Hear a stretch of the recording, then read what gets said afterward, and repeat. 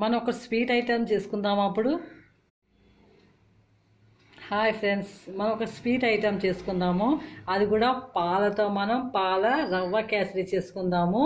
అమ్మవారికి ఎంతో ఇష్టమైన కేసరి. ఎందుకంటే పాల సముద్రం నుంచి లక్ష్మీదేవి పుట్టుకొచ్చింది కాబట్టి లక్ష్మీ రూపంలోని మన నవదుర్గ అని కూడా చేసుకుంటాము, నవరాత్రులు అని చేసుకుంటాము కదా. ఈ దసరా శుభాకాంక్షలతో మనం ఇది చేసేద్దాము. చూస్తున్నారు కదా, పాలు బాగా మరిగాయి. లీటర్ పాలు హాఫ్ లీటర్ అయ్యే వరకు చక్కగా మనకి మరగబెట్టుకోవాలి.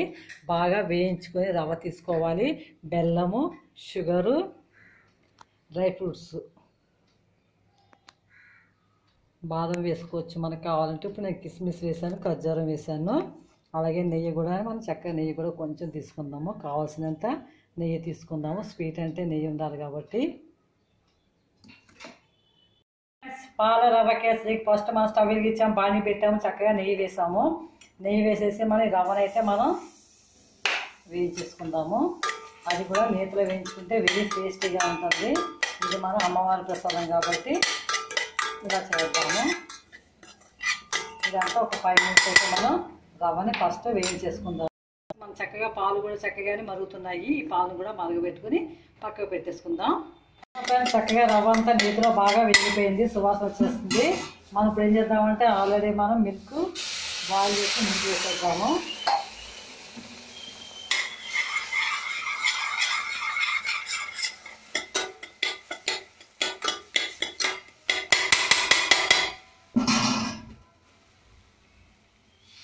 మేగలుగా కొంచెం మనకి వేగలుస్తుంటే కొంచెం వేసుకుందాము.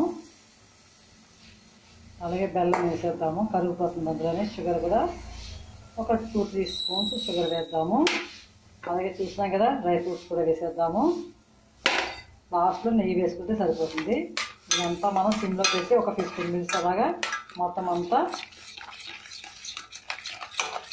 ఇలా కలపాలి.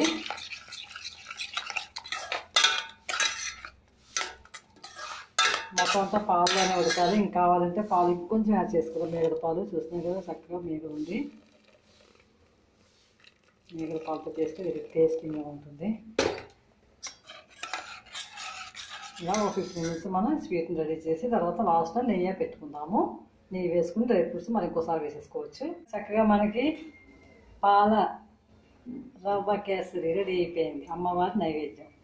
చక్కగా ఇంట్లో ఉన్న నెయ్యి ఏమైనా తీసుకునేది ఉంటే చక్కగా నెయ్యి మనం లాస్ట్లో వేసేసుకుని స్టవ్ ఆఫ్ చేసేద్దాము. అలాగే డ్రై ఫ్రూట్స్ కూడా పైన వేద్దాం మనం కొన్ని. చక్కగా అమ్మవారి ప్రసాదం మనం ఫస్ట్ అమ్మవారికి నైవేద్యం పెట్టేద్దాము. ఆ తర్వాత మనం ప్రసాదం కింద తీసుకోవచ్చు. చూస్తున్నాగా ఫ్రెండ్స్, పాల రవ్వ కేసరి రెడీ అయిపోయింది. ఇలా అమ్మవారి నైవేద్యం రెడీ చేసుకోవచ్చు మనం.